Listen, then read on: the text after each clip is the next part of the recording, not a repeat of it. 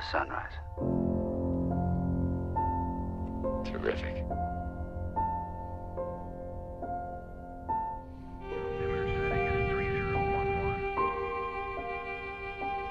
Hey everybody, welcome to What the Flick. Ben Mankiewicz, Christy, Lemire. Alfonso Cuaron has left the room because he doesn't want to hear this review because he has been unable to see Gravity yet. I saw it last month at the Telluride Film Festival. Everyone's reaction there was to be completely blown away. I sense that's what's happening to everybody. Yeah, the hype is totally justified here with this film. Gravity is from Alfonso Cuaron. It stars Sandra Bullock and George Clooney as a couple of astronauts. She is an engineer on her first mission. He is on his last mission, which means that, of course, something terrible will happen. They work together in this very quiet, beautiful space in space where they're fixing a satellite? They're fixing a satellite. That's basically what they're doing is irrelevant. They're in space doing important stuff. But she's there because she's doing an experiment. Okay. And something really astonishing happens. Take a look.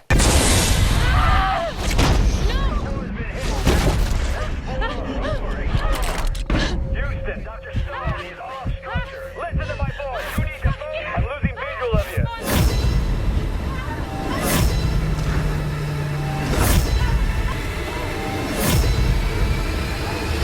So when I get down to writing a review, when I get my shit together and actually write a review, this will be my first 4-star review of the year. I was totally blown away by this in every way. Why? What blew you away? It's gorgeous. It just does everything right in big ways and small ways. I mean, it's astonishingly beautiful from a technical standpoint. That long first shot where it's just the vastness and you see what's coming toward you. It's like a tiny little bitty speck in the distance and it comes closer and closer and closer and closer. And it's all one take.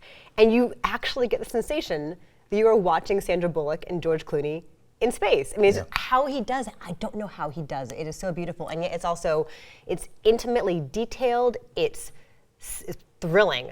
You're tense the entire time, but in big ways and small ways, it works every single way. What did you think? Because I saw it at the Telluride Film Festival, Alfonso Cuaron was there. Mm-hmm. So after the movie, it was a Q&A where he got to try to explain how they did it, which is, of course, fascinating. I don't know how they did it. Like I sat through the Q&A with his son, too, who also wrote the script. Who co-wrote it yes. with the. What was enormously endearing about that was how much Cuaron loves his son. Oh, sweet. He kept talking about like the next movie he's working on and how excited he was for it. He was just like beaming with. How old is his son? Like 30s? Yeah, late 20s, 30s. You know, he's a grown up, and he's been around movies obviously all his life.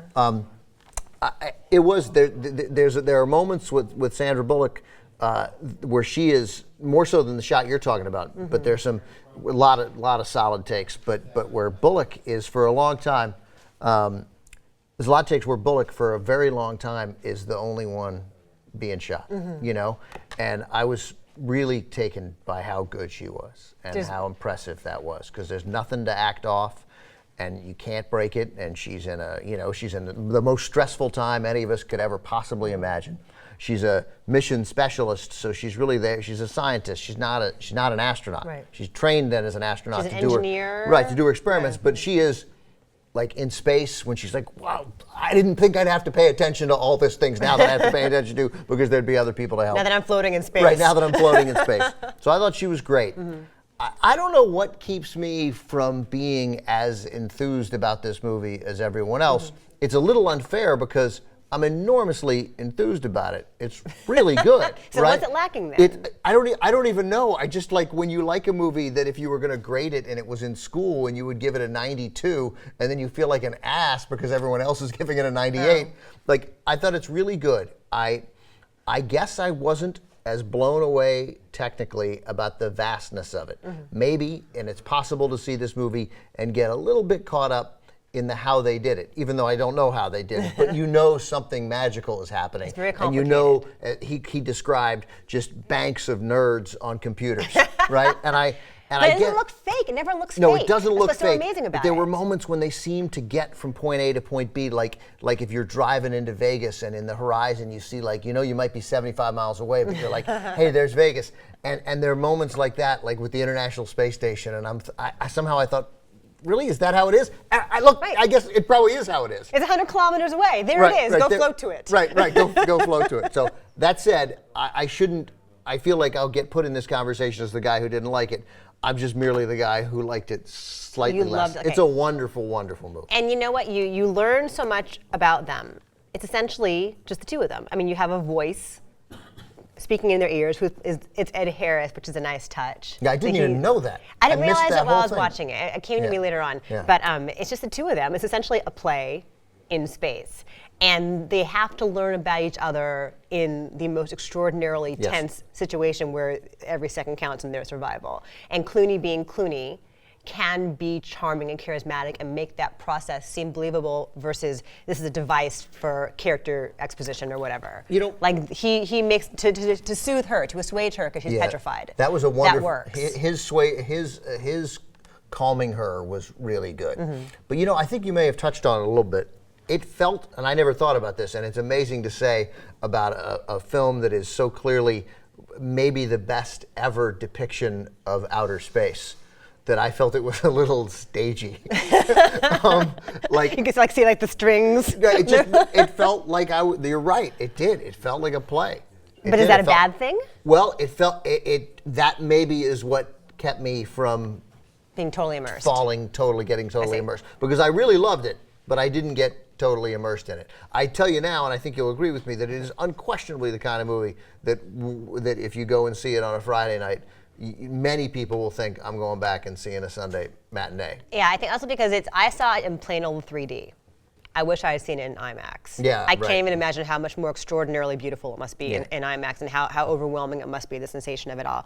There are a couple of lines maybe here or there that maybe felt a little too self-consciously jokey. From Clooney, yeah. No, from her. Oh, really? I thought from him. There's one line from her where she's maybe she's trying to talk herself through it and trying to calm herself and not feel so alone in the vastness, whatever. But there's a line where she says something like, forecast calls for cloudy with a chance of space shuttle debris, space debris, something like that. And that felt a little too off in that moment, but there's one or two examples of that, and that is it. Well, it's funny because why I thought it was more troublesome and focusing on things that are bad about this is a mistake. But is that she wasn't playing someone who's funny.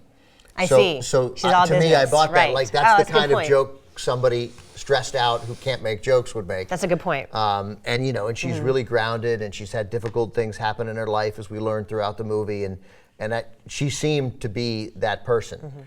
I thought a couple of times he was a little too Danny Ocean in Danny Ocean in space. But that said, for me, as we're going to review later with Runner, which is not a good movie, but I sort of feel like Ben Affleck can almost do nothing wrong. Like I just so like Ben Affleck. Just show up and be charismatic. Right, and I so like Danny Ocean it's In so space. in space. Like I can't. Clooney can really do no wrong.